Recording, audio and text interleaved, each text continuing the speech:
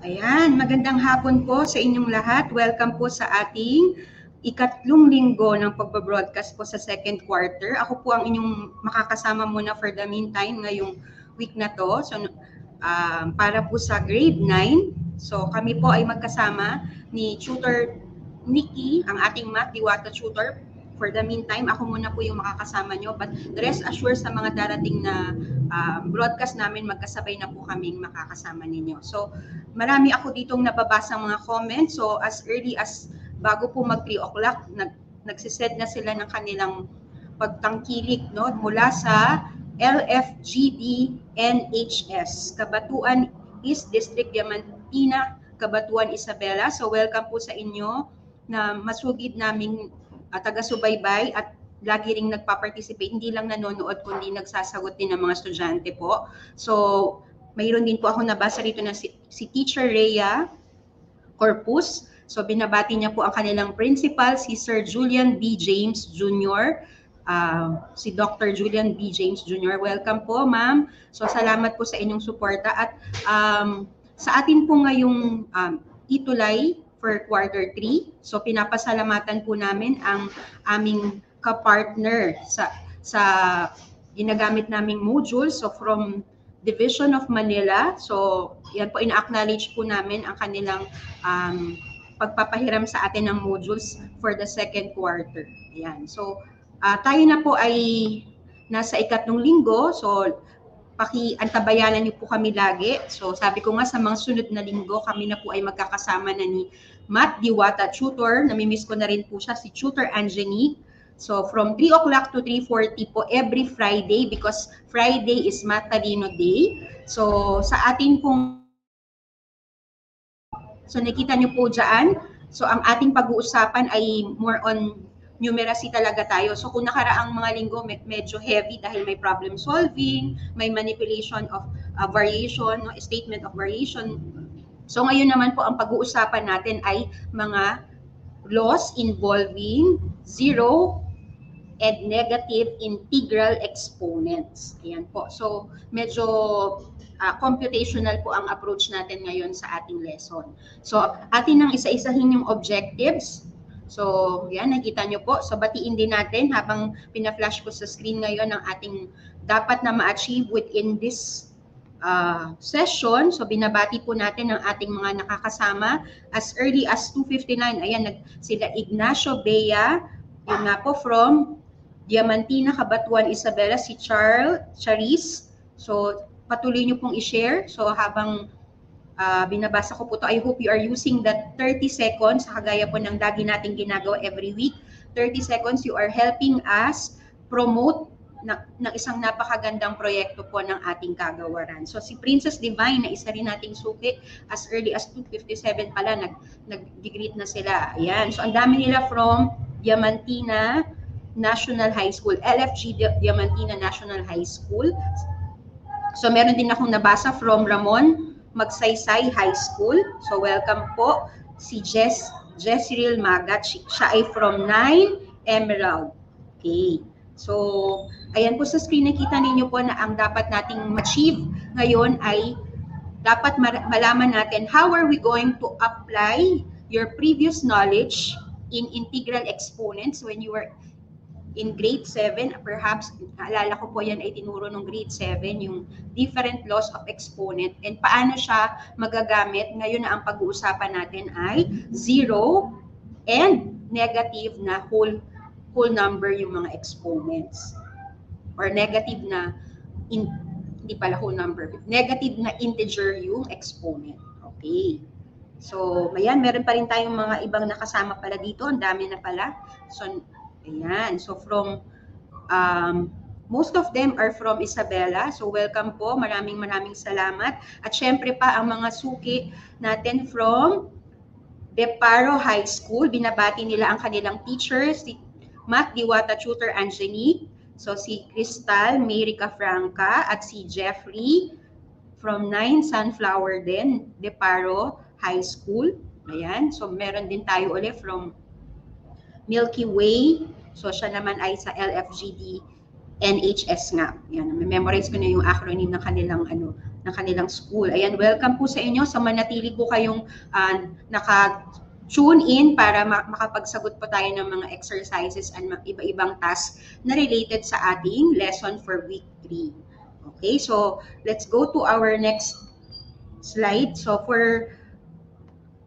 since ngayon po ay December, no, kaumpisa pala ng December, kung babalikan natin, noon pa lang nakaraang 2 taon, no, noon nagsimula yung buzz about this pandemic, o bago pa siya naging pandemic, this virus that the specialist had seen somewhere na nag-develop through a mammal. So hindi natin sinasabi na talagang galing siya sa bat, pero sinasabi na probably intermediate yung pagkakaroon ng pagkalat. So hindi talaga mismo may pumunta doon sa bat cave perhaps, or kumbaga yung may isang animal na naging parang link para mapasa sa tao yung sinasabi natin na COVID-19 virus na yan.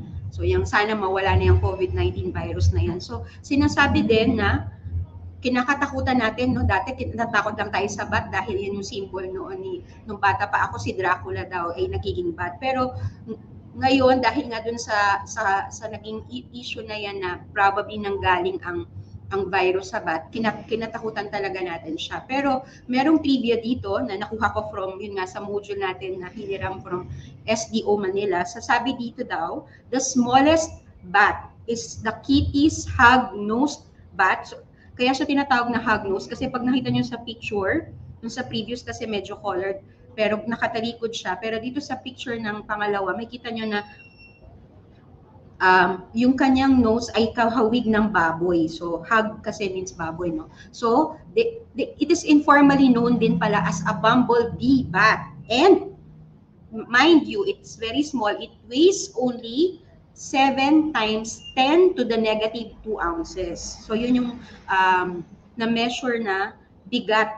O kung, para magka-idea kung ano ba yung 7 times 10 to the negative 2, kung hindi ako scientist, kasi this is a language of scientist, yung scientific notation, hindi ko alam kung gaano kabigat. So, nung ni-research ko kung ano equivalent ng 7 times 10 to the negative 2 ounces, sabi daw, it's equivalent to 2 grams. So, in other words, pag nilapag mo siya sa palad mo, para hindi mo nararamdaman kasi kasing gaan lang siya ng 2 nips. So, yun, parang 2 nips lang yung pwede mong maikumpara sa bigat ng bat na yan. And it's, yun nga, kaya siya tinatawag na bumblebee. So, kasing liit lang siya halos ng bumblebee. Okay. So, the bumblebee bats are found in Thailand and Myanmar. So, hindi siya isa lang sa mga bats, pero hindi natin siya pwedeng sisihin na siya yung pinagmula ng COVID-19 virus. Okay. Or COVID virus. So, sinasabi din dito, ayan, maraming mga trivia na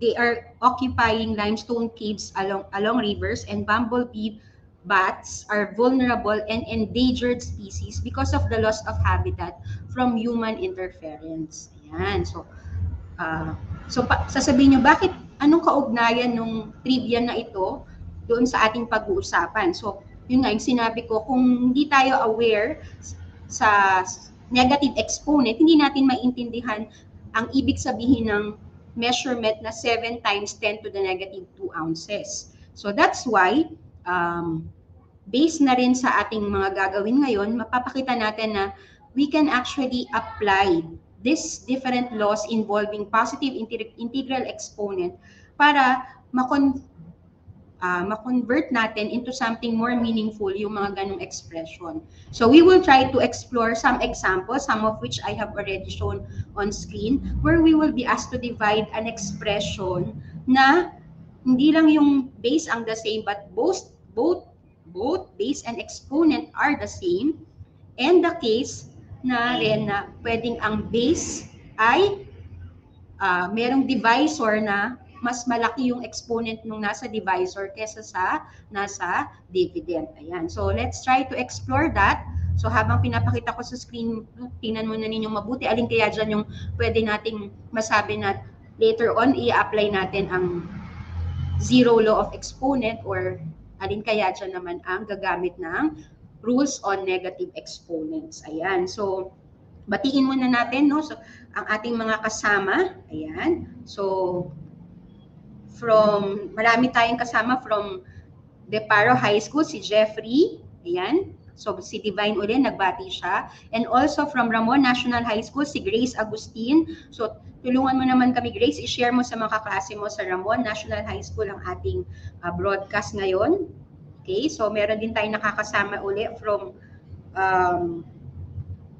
mostly from Deparo High School. Ayan, yung school ni Ma'am. So, good afternoon to Christine Calzada.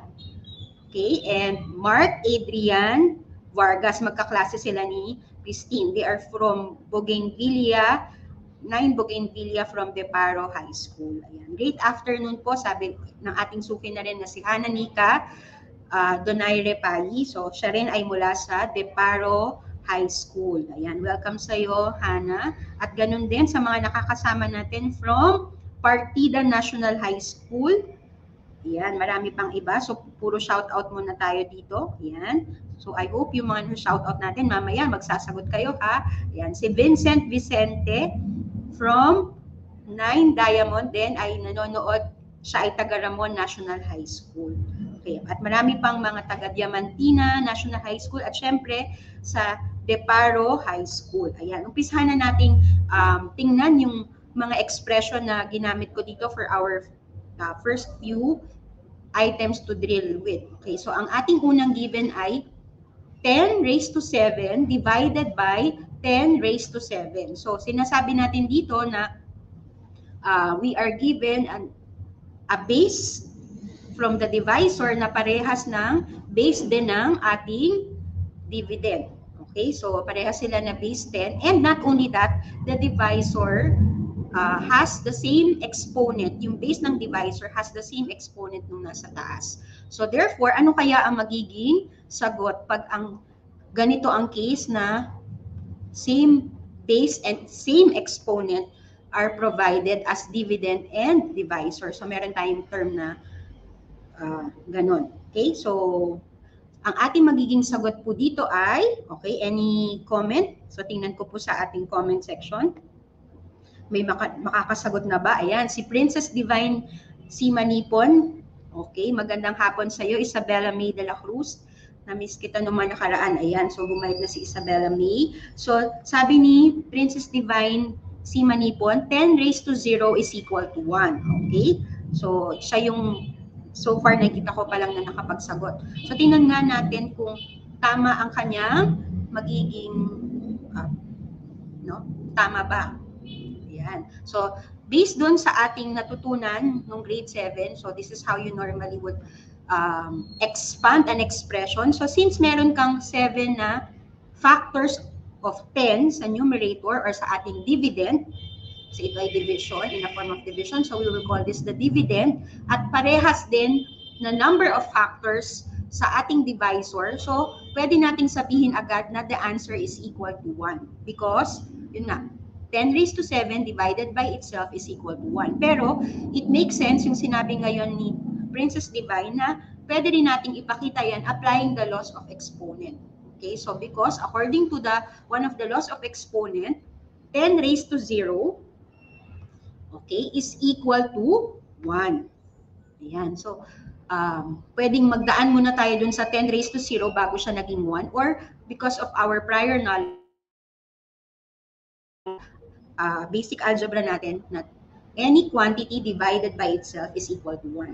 Okay? So, pero sa number 2, makita ninyo medyo iba siya, no? So, meron na tayong pinakita dito na hint. So, kung gagawin din natin yung pag-divide out na pinakita natin sa number 1, okay? So, ang magiging sagot dito sa drill number 2 ay, okay, anyone? Sige nga, tinan nga natin kung may nakakaalala pa ng kanilang basic algebra. Ayan, si Ignacio Bea Yuson, ang pinakaunang nag-comment, sabi niya 1/2. At ganun din si Rhea Jane Lejano. Okay, very good. Si Crystal May Rica Franca, sabi niya 1/2. So makita natin, no, sa ating, kung i-animate ko pa siya further, makakancel ang, or madi-divide out ang dalawang x sa dividend at ganun din sa divisor. Okay, so yan ang ating makikita dito. Madi-divide out yung tigalawang factors na in this case, the variable x, both in the dividend and divisor. So ito yung natutunan ninyo in the past, no? In your grade 7 lesson, you have learned that positive integral exponents like this can be simplified as long as alam natin yung mga different laws of exponent like product rule, quotient rule, power rule, marami pang iba. So let us try to show it in our succeeding examples. And by the way, I would like to recognize na nagsasagot na rin sila sa number 3. Nakita na nila. Ayan. So, tama po lahat ang inyong sagot. So, just like number 1, pwede tayong magdaan dun sa cancellation. No? Pwede rin nating sabihin na ika-cancel natin yung 10. Okay? So, both numerical coefficient for the dividend and divisor are 10. So, pwede na i-simplify yun as 1. So, divide out or equal na siya sa 1. Ganon din sa case ng ating x squared sa dividend. Pero sa divisor, alam natin na may natitirang dalawang x pa dyan. Okay? So, dalawang x pa yung matitira sa ating divisor. So, that is why the answer will be 1 over x squared. Okay? So, magiging positive na agad siya sa ating point of view as 1 over x squared. Pero, bago siya naging 1 over x squared, we know that from our lesson on quotient rule, no? So, sinasabi natin na x squared, ang isa sa mga factors ng ating dividend, divided by x to the fourth. So, kapag same base, anong ginagawa natin? No? Pwede nating sabihin na x raised to the difference of 2 and 4. Okay, so the difference between 2 and 4 is negative 2, and that is the same. So mapapakita natin na parehas lang ang ibig sabihin niya dito sa 1 over x squared, which are the answers that I see here mostly. So ibig sabihin, may idea na talaga kayo kung paano natin pwedeng gawing positive yung exponent. So that's a good start. Yun na napakita ninyo sa drill. Ayan sila. Athena, si Rhea Jane, so ina-acknowledge natin yung mga nagbigay ng tamang sagot. Siyempre si Hannah Nika, si Angelica at si Crystal May, nakuha na agad nila. Very good mga anak. So let's go now to the concept behind these examples that I'm giving to you. Okay, so sa ating unang set of examples, so ginamit natin yung zero exponent. Ano ba ang sinasabi ng zero exponent rule? So a raised to 0 is equal to 1 where a is not equal to 0. So remember, sa mathematics, meron tayong mga ganong meaningless. No? Pag dinivide mo sa 0, undefined yun. So meron din tayong tinatawag na 0 raised to 0 is not an acceptable term, or an acceptable expression sa mathematics. In fact, sa calculus, pag nag-proceed kayo sa calculus, ma-realize na may tawag pala doon. No? So, kaya nga sinasabi rin dito na dapat applicable lang itong rule na to kung ang base ay hindi equal to 0.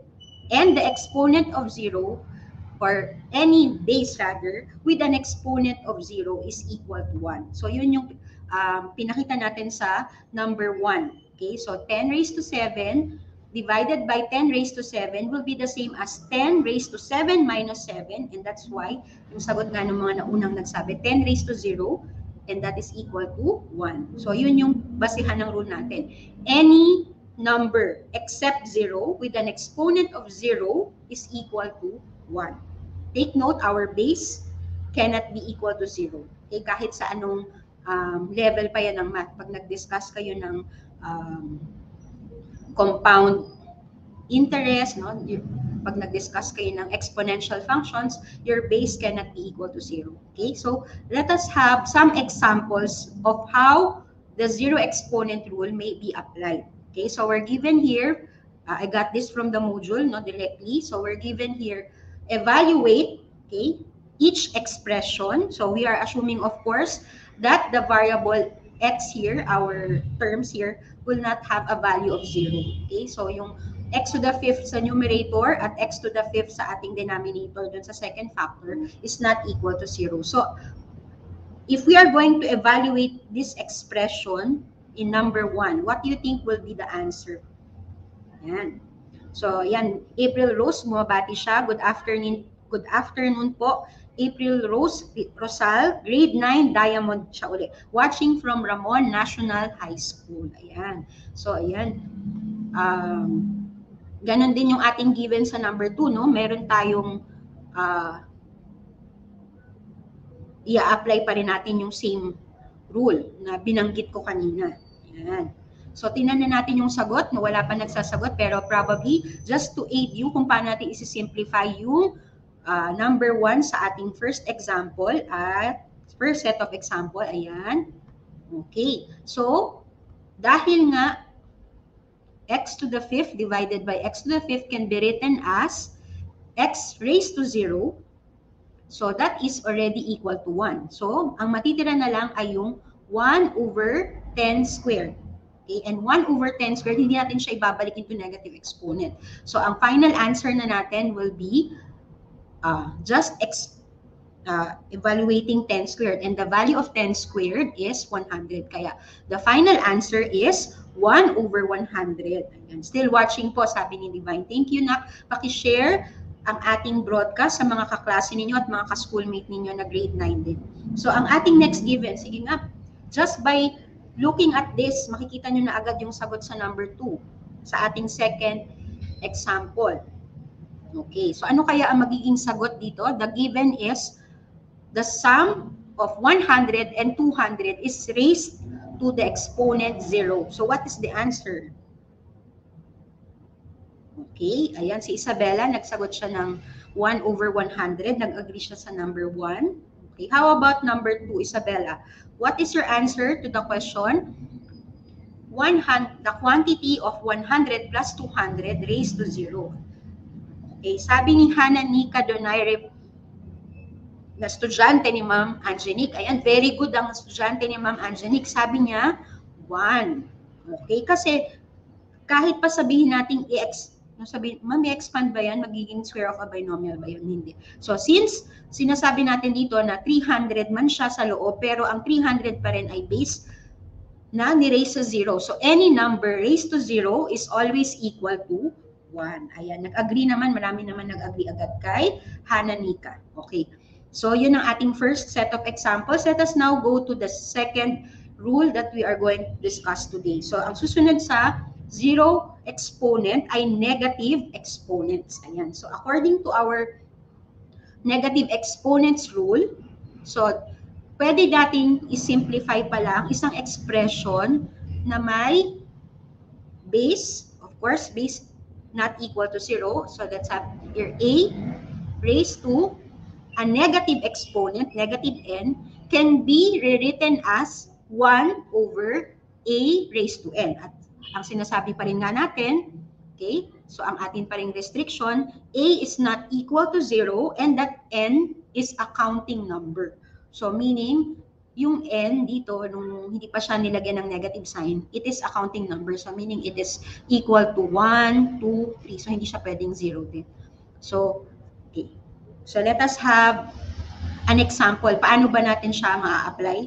Okay, let's have the next set of examples here. Okay, I have here two. So transform, this time you're asked to transform na into expressions with positive exponents only. So meaning kung may mga nakita kayong negative exponent sa magiging final answer nyo later on, you have to write it with positive exponents only, and then kung pwedeng evaluate the answer. Okay? So we're given number 1, 1 over 3 raised to negative 8, and then number 2, 4x raised to negative 2 all over z squared, or rather 4x raised to negative 2 over, di pala siya all over kasi monomial lang siya, 4x raised to negative 2 over z squared y raised to negative 5. Okay, so let us have number 1. What is our answer sa number 1? So again, kailangan nating gawing positive yung exponent. Okay, so ang gagawin natin ay a-apply natin yung previously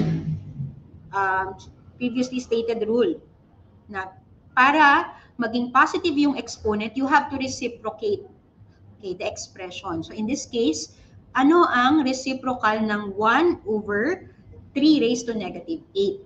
Okay, so of course, pwede nyo sigurong i-type yan dyan, pero para hindi na kayo mahirapan, papakita ko na muna bago siya natin evaluate ano nga ba ang magiging sagot kapag ginawa nating positive exponent yung ating given sa number 1. Okay, so ayan siya, 3 raised to 8. And then we are asked to evaluate. So, of course, the value of 3 raised to 8 is equal to 6,561. It's actually the same as 81 times 81. That is another way of writing 3 raised to 8. Yan. So, tama kayo. Hananika, Isabella, so marami na pala rin nakahabol na magbigay ng 3 raised to 8. Pero since we're asked to evaluate, our final answer will be 6,561. Okay? How about number 2? Ayan, medyo challenging na yung number 2. We are given here, kasi kanina sa number 1, madali lang. Madali lang makita yung reciprocal ng 1 over 3 raised to negative 8. Tapos naging positive na yung exponent niya nung reciprocate natin siya. So dito sa number 2 medyo kumbaga may combination na 4 times x raised to negative 2 divided by z squared y raised to negative 5. Okay. So ano kaya ang magiging sagot?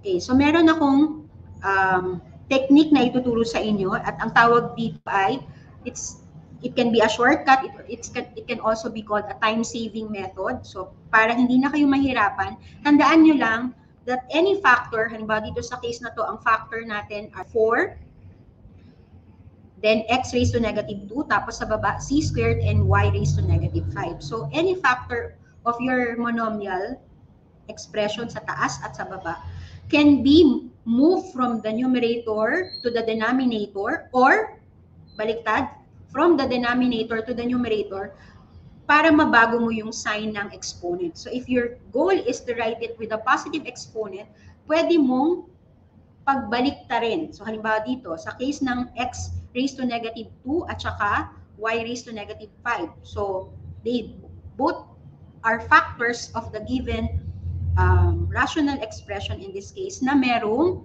negative exponent. So what you can do is you can move from the numerator to the denominator for the case of x raised to negative 2 and doon naman sa y raised to negative 5 from the denominator to the numerator para you can change the sign of their exponent. Ayan, nagsagot na sila. Sabi ni, okay, ayan, number 2, very good talaga ang ating mga learners. Talagang nakatutok sila sa kanilang mga rules na dinidiscuss at syempre sa sinabi rin ng kanilang mga teacher. So kudos po sa mga teachers ng ating magaling na tuties, math-terrific tuties. Ayan. So ang tamang sagot po ay yung binibigay nila for y raised to 5 all over or just divided by 4y raised to 5 divided by the square of x times the square of z. Okay? Or x squared, z squared. Yan. So, ibig sabihin talagang meron na kayong magandang foundation ng about zero and negative exponent. So, let's go further by answering some more examples on the same concept. So, this time we are given multiplication. So, you are asked to multiply. So, ano ang product? Sige nga po. What is the product of 2x raised to 7 and 2x raised to negative 3? Okay, so sabi ko medyo may combination na. Gagamit na tayo ng multiplication of literal coefficients at saka multiplication na rin ng numerical coefficients. Okay, so what is the answer for number 3? Ayan, so very good yung mga nagsasagot. So babanggitin ko lang sila kasi sila rin yung mga nagsagot ng number 1. Ayan, si Ignacio Bea Yuson, si Princess Divine, si Jean Margaret, si Isabella May, si Angelica Gabriel, ayan, at si Crystal May Rica Franca. Samantalang sa number 3, wala pang nagsasagot. So ano kaya ang magiging sagot natin sa number 3? Ayan. Okay. Sabi ni Martin Angel Dave Nagum. Okay, ang ganda na pangalan niya. Martin Angel Dave Nagum Preza. So probably siya ay ano, kasi may mayroon ng second surname. Okay, so baka siya ay teacher. So, hindi ko makita sa kanyang profile. Pero ang sabi niya ay 4x raised to 4 or 4 times x raised to 4. Let us see. Ayan. So, meron na rin mga nag-agree kay sir or I'm just assuming na probably siya ay teacher kasi meron na siyang ano. Okay. So, according to our solution here, pwede natin munang i-multiply yung 2 tsaka yung 2. So, 2 squared and then that's the time we can affix or ibaba na, i-bring down na yung x raised to 7 kasama niya, katabing niya ang x raised to negative 3. And of course, simplifying, we will have 4. Okay, yung tamang sagot na binigay nyo. 4, not 3 na, Ignacio. Probably typo error lang yan, no? Pero tama yung kanyang ano. 4x raised to 4. Okay, ang ginamit natin dito are both na. Multiply natin lang yung numerical coefficient to the numerical coefficient and then we apply the product rule for the variable x. And the answer, of course, is 4x raised to 4. Ayan, which I believe yan din po ang nakita ko mga sagot kasama na si Rhea Jane. Ayan, at si Ignacio Bea Yuson, Isabella May. Ayan, thank you very much. Ang galing-galing talaga nila. Ayan. So let's go now to our learning task. Okay, so medyo i-level up na natin ng konti. Lagyan na natin ng mga kung anik-anik na operation. Kung anik-anik. So what I mean is, lagyan na natin siya ng mga variation of operations at saka grouping symbols. Ayan. So for our first learning task today, we are asked to simplify the following expressions with exponents. Now, express your answers. Kung merong negative exponent sa sagot, express your answers using positive exponent only. Assume that the variables are non-zero constants. Again, this will only apply, sabi natin, di ba, kung ang base ay hindi equal to 0. Kaya laging may ganung disclaimer. Sinasabi natin na mag-work yung mga rule na binanggit ko kung ang ating base ay non-zero constants. Okay. So for number 1, we are given the quantity of negative 4, b raised to negative 2, gross quantity, raised to 0. And then for number 2, just apply the product rule perhaps, x raised to 8, rather x raised to negative 8 times x raised to 5. And then for number 3, meron tayong difference, no? The difference between 5x raised to 0 and 10x raised to 0 din. Okay, so for number 1, what is your answer? Okay, so nag-iisip pa sila sa, ayan, si Martin Angel, Dave Nagum Preza. Meron na siyang sagot. Sabi niya sa number 1, 1. Very good. So nakita niya agad. Okay, so we don't need to go to that part na kailangan pa nating ano, no? Okay. So pwede na natin siyang i-conclude na parang isang base yun. No? We will take that monomial expression as the base that was raised to 0. And the answer, of course, is equal to 1. Okay, and then for number 2, ano kaya ang sagot sa number 2? Okay. Na-skip yan. So nabaliktad siya. Okay, so for number 2, what is your answer? X raised to negative 8 times x raised to 5. Yan, nag-agree sila, si Crystal May, si Angelica, yung mga kanina pa nagsasagot. Yung mga teachers po ng mga estudyante na to, talaga naman, they really deserve your congratulatory message kasi talagang sila ay wala pang nagiging mali so far doon sa aking mga pinoproject sa screen. Okay, so ayan sila. Rhea Jane, si Isabella May, si Ignacio Bea Yuson, si Crystal May, at si Angelica. Pero sa number 2, nag-aantay pa rin ako ng sagot sa ating mga sa taga-subaybay at talaga namang active duties and participants din. Ayan. Okay, so ano ang sagot natin sa number 2? Okay, so let me show the step para mas makita. Ayan. So of course, we will just, as what I said, we'll just apply the product rule here. So the answer, of course, is parehas. Okay, so x to the 5th will be retained. Tapos para maging positive exponent, magiging x raised to 8 over x raised to 8. Pero syempre, pwede ring product rule. No? Same ano rin naman, magiging sagot. Pero dahil nga ang ating lesson ay Kino-connect natin siya dun sa negative exponent rule. If you want to have this written as a positive exponent yung factor na to, so pwede mo sabihin na x raised to 5 times 1 over x raised to 8, which is the same as pinakita nyo sa screen. And of course, the final answer will be, ayan, so may new comments na tayo, baka may mga nagbigay na ng sagot. Ayan, nauna na naman si Martin Angel Dave Nagong Presa. Ang sabi niya, the final answer is for number 2 ay, okay, 1 over x cubed. Very good.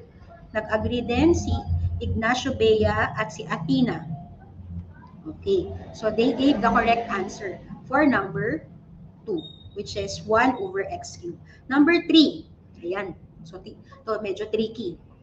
Ako nung tinignan ko una, ang sagot ko ay, okay, pero look closely, medyo deceiving minsan yung pag meron ng ibang operation involved. Sa number 3, what will happen if you apply the zero exponent rule? Ano ang magiging final difference ng dalawang monomial na 5x raised to 0 at saka 10x raised to 0? Okay? Sige nga. Okay, tingnan natin. Yan, mahaba-haba pa naman yung ating time. Sige, para ma-sweep nyo talaga, ibig sabihin, pinag-isipang mabuti ang mga sagot, okay, ng ating mga matatalino tuties. Ayan. Okay, may mga new comments na tayo. Sabi ni J.M. Espino, siya yung pinaka-una nagsagot for number 3, negative 5. I think, sir ba si Sir J.M.? Ayan. Si Rhea Jane, ang sinagot niya pa rin ay yung para sa sa number 2, no? She agrees with our answer, 1 over x cubed. Ayan, from other members of our participants, si Princess Divine, si Manipon, ang sabi niya negative 5. Si Martin Angel, sabi niya negative 1. Okay, so let us try to examine, no? Alin ba talaga yung tamang sagot? Si Rainier, nag-agree rin siya, negative 5 ang sagot niya. Okay, of course, the answer is, okay, x raised to 0 is just 1. So, ganun din yung x raised to 0 sa kabila, sa subtrahend. So, parang nangyari na lang ang natira yung numerical coefficients nila. So, 5 minus 10, yan, kinorek na ni Martin yung sagot niya. Very good, Martin. Bago ko na-project yung final answer, tinype niya na agad na ang tamang sagot ay negative 5. Ayan. Good afternoon, Umana, Joanna. So, from Santa Lucia, medyo na-late daw siya. Pero nagsagot din agad siya sa number 3. Okay, negative 5 po. Very good. So, that's the correct answer here in our last example sa learning task. Okay, let's have the same kind of, okay, meron kasi na huli yung aking, yan, learning task 2. This is our learning task 2. Okay. Sige, para for more rigid practice, let us try to see kung hindi kayo malilito pag parenthesis at in-involve ko na ng i-apply nyo na yung quotient rule. Okay. So, number 1 for our learning task number 2, same direction, simplify, and then make sure that you express your quotient. Kung merong negative exponent, express your answer using positive exponents only. And then, same disclaimer, dapat ang ating mga variable dito, ina-assume natin ay puro non-zero constants. Okay. So, for number 1, what is your answer? Okay. So, we have here 10 raised to 4. Tapos, merong divided by a negative exponent raised to 0. Ayan. Number 1 talaga si Martin Angel Dave Nagong Presa. So, ang sagot niya ay 1. And that is the correct answer. Ayan. Nag-agree si Athena. Humabol sila Athena, si Rhea Jane. Okay, how about number 2? Okay, number 2, what is the answer? Ayan. So, ang ating given ay 15 n raised to negative 4 p raised to 5 divided by negative 3 n raised to 6 p raised to negative 7. So, you will have to apply here yung, kung naalala nyo yung sinabi kong time-saving method. So, meron tayong mga expression na both sa dividend at divisor na pwede nating gawing positive. Okay? By reciprocating or pagpapalitin natin ng pwesto. Ayan. So, sabi ni Omana, Shara May Jean O. Ayan, yung kanyang anak daw ay si Shara May Jean O. Wakiko from grade 9-5, watching from Santa Lucia National High School. Okay, and then nagbigay si ma'am ng sagot na sa number 1. Okay, for number 2, yun po ang ating iniintay na sagot. What is the answer for number 2? Okay, ang tamang sagot po sa number 2 ay, tingnan ko kung naligaw ang aking answer key sa number 2. Okay. Hindi po, ayan. So, ang number 2, ang sagot, take note at baka doon kayo nagkamali. 15 divided by the coefficients of our variables N and P are isang positive tsaka isang negative respectively. No? So, kailangan be careful, no? Tingnan mabuti. Okay, so wala pa ako nakitang tamang sagot kaya hindi ko pa ina-acknowledge kung tama or mali yung sagot na tinatype ninyo. Okay, so what will be our answer here? Yan.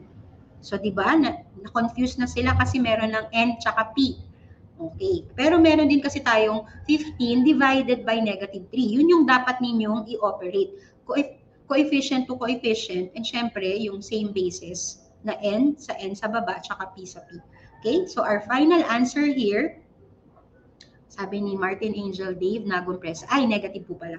Kasi ang sagot niya kanina ay 5P raised to 12 over N raised to 10. Okay, so tama siya, yun nga, kung hindi niya nakita kasi agad yung negative. So the correct answer, you're able to acknowledge na yun yung kulang mo, Martin Angel. So the correct answer is negative 5P raised to 12 over, so para maging positive, ibababa mo yung N raised to negative 4, di ba? So, over, siya na lang yung matitira sa baba yung N. N raised to 10. Okay, again, the correct answer, tama yung sinabi kanina ni Princess kasi 15, no? Nagkamali lang siya doon sa ano. Si Martin Angel Dave Nagumpresa, ang kulang lang sa sagot niya ay negative sign. So, the correct answer for number 2 is negative 5P raised to 12 N raised to 10. Okay, number 3. Ayan, same, you have to apply the same technique, yung time-saving method, para mas madaling mas-simplify. Okay, so, kasi for some, mahirap mag-subtract kapag dalawang negative yung pag-subtract mo. Ba, dito, in this case, negative 2 minus negative 5.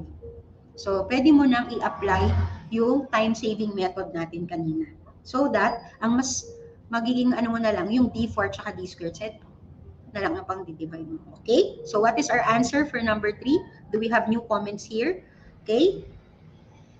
Sa number 3, inulit lang ni Princess Divine. So, I think, anak, that's for number 2. Negative 5 N raised to 12 over P raised to 10. You're correct. Ganon din si JMST, no? Na humabol. Okay? So, si Rainier, nagkamali lang siya ng... okay. So, probably, yung mga N tsaka P niya na pagbalik-baliktad niya. Okay? So, for number 3, our answer will be, ayan, humabol agad si Martin Angel Dave, just in the nick of time. Sabi niya, C cube over D, rather, C cube D squared. That's the correct answer na. Very good. Okay? So, let's have now our last set of exercises to summarize kung talagang, okay, sinasagot na natin tong learning task kanina. So, let's have our first question. Okay, so, yan, humabol na sila. Dito na po tayo sa ating assessment. So, may choices na, so mas madali na perhaps.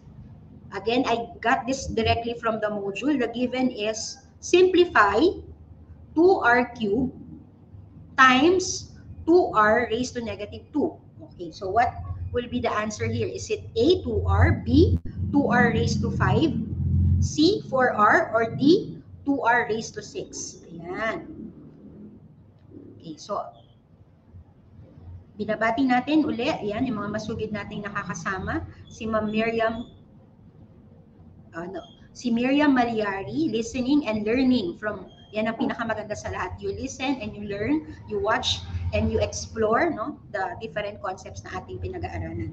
Okay, so, si Martin Angel ay nagsagot ng number 1 na. Okay, pero si Hananika, humabol siya dun sa number 3 natin. No? Yung pinakita ko kanina sa learning task number 2. Okay, at nag-agree na ang lahat. Very good. So, tama po kayo. Ang tamang sagot, si Ma'am Omana Juana, si Shara Meiji na siguro ang sumagot. C po, sabi niya. And of course, that is the correct answer. Okay, let's go to number 2.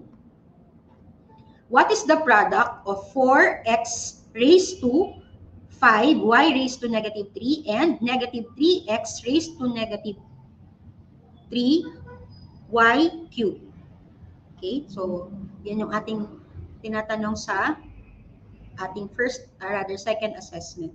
Okay, so ang sagot ba ay x squared y or negative 12x squared ba? Or 12x squared lang? Or x to the 8, y to the 6? What is the product of 4x to the 5th, y raised to negative 3, and negative 3x raised to negative 3, y raised to 3? Okay, so magkaiba ng sign lang yung sa y. So ito ay negative 3, ito ay yung second factor niya, ang exponent ng y ay 3. Okay? Sabi ni Angelica Gabriel, so I think this is for number 2, C. Tapos yung mga sumunod, ang sagot nila ay D. Pakipag-aralang mabuti yung ating given. Okay? So, lagi kayong nakakalimot dun sa positive times negative. What is the product of a positive coefficient na 4 and a negative coefficient? Okay, the correct answer po, ayan, may mga sumasagot pa rin, pero hindi nila nakuha ang number 2. What's with number 2? Okay, so malinaw na 4 times negative 3 is not positive 12. So mali na agad yung C. Okay, so yan, si Crystal May Rica Franca, sabi niya letter B. And that is the correct answer. So of course, the product of our given factors here, 4x to the 5th, y to the negative 3, and negative 3x raised to negative 3, y raised to 3 is letter B, negative 12x squared. Yan. Okay, so let's have our third. Yan. Medyo parang ano uli, tricky. Okay. Sabi ni JMS Pino, na in-acknowledge na B po pala. Very good, JM. For number 3, so meron si Angelica, hindi ko alam kung ang sinasagot niya ay number 2 pa rin. Okay, pero Hananika, I said na the answer for number 2 is letter B. No, because of the sign. Kung walang negative tong second factor, pwedeng 12x squared. But our given is positive 4x to the 5th, y to the negative 3, and the other one is negative 3x raised to negative 3y cubed. So the correct answer is yung negative na 12x squared. Okay, ayan. So number, si Rainier, bumabalik siya sa number 1. Ayan. Nasa number 3 na tayo na. Ano ang sagot sa number 3? You're asked to simplify. No, parang ito yung base mo ulit, raised to 0 plus another one na isang base, ito ulit taken as 1, raised to 0. So ganun yung interpret yung zero exponent rule. Kapag meron kang quantity, you can take that as one base. Because anyway, it can be represented by a number raised to 0, and then you have plus another number, itong 3x squared, raised to 0. And what is the answer? Okay, sabi ni Angelica Gabriel, A. Siya yung pinakaunang, okay. Nag-agree na din si Isabel. Of course, very good mga anak. That's the correct answer. Si JM din at si Princess Divine, pati na si Isabella May de la Cruz. Okay, let's have our fourth question. Padali na ito ng padali. Ayan, 3 po pala. Sorry. Ayan, si Rainier pala. In other words, Rainier, ikaw yung pinakaunang nakapagbigay ng tamang sagot. Very good. Ayan, so let's have our number 4. Very easy lang. Chill lang tayo sa number 4. Which of the following? So, applying the negative exponents rule. Isang rule lang ang kailangan i-apply. What is, pare-pareha sila nung nasa left side kung mapapansin nyo. What is 2 raised to negative 3? Is it negative 8? Is it 1/8? Is it negative 1/8 or negative 8? Okay. So, number 4, wala pa nagsasagot. Okay. Ang tamang sagot po sa number 4 ay, ayan. Bigyan natin sila ng mga 5 seconds more. Okay. Ang tamang sagot po sa number 4 ay letter, okay, tingnan natin kung may habol, wala na. So, the correct answer po ay letter B. Ayan. Kasi, hindi naman natin, ang negative sign ay nakikita natin sa exponent. So, sabi ko, i-apply lang natin directly dito ay yung ating time-saving technique. So, i-reciprocate natin. So, the correct answer is 1/8. Ayan, nakahabol si JM. Okay, let's go now to number 5. Last question. For our last question,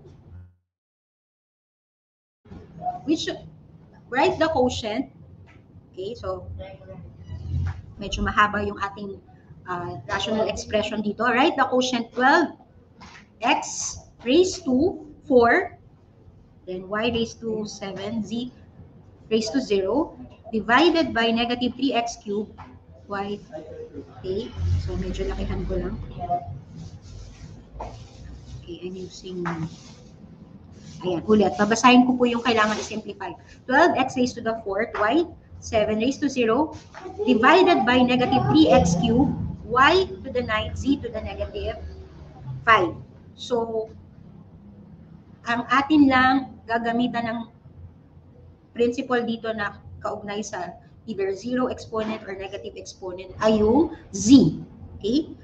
So, we can easily get this answer therefore. Okay, ano po ang sagot niyo sa number 5? Is it A, negative 4x 7 z to the 5th, b 4xy squared, c 4xy over y squared z to the 5th, or d negative 4xy squared z to the 5th. Ayan, nalilito talaga po kayo sa sign, ibig sabihin. Take note na napakalinaw, 12 divided by negative 3. Kasi most of them answered C. When in fact, the correct answer is letter D. O, meron naman ako nakita nagsagot ng D. Yun. Pero mas marami yung nalito.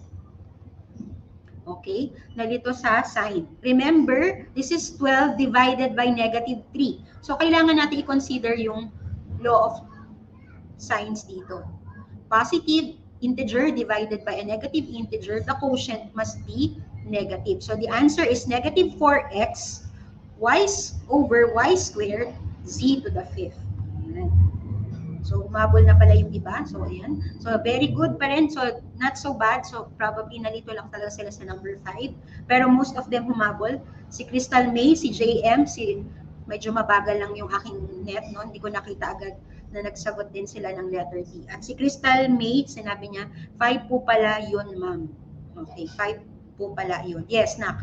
Yung given natin dito ay z raised to 0 sa taas, tapos sa baba, z raised to negative 5. Okay, so that's the end of our tutorial session. So, again, no, kami po ay magpo-promote every week. Sana po antabayanan niyo kami ni Tutor Angenique from 3 o'clock to 3:40 p.m. And if you have comments and suggestions, feel free to send your response sa ating Google Docs na ang link ay https, ayan yung nakita niyo sa screen, or pwede niyo scan yung code na yun. At kami po ang inyong mga math terrific tutors sa junior high school na lagi nagsasabi na patuloy niyo pong tutukan ang ating programa, no, dito po sa Kagawaran ng Edukasyon. So patuloy po nating ipakalat ang simpleng pagkakatuto. Up next na po si Math 10 tutor base na Tutor Roel, Tutor King, at kasama ang aming program head na si Sir Abhil Mejino. Maraming salamat po.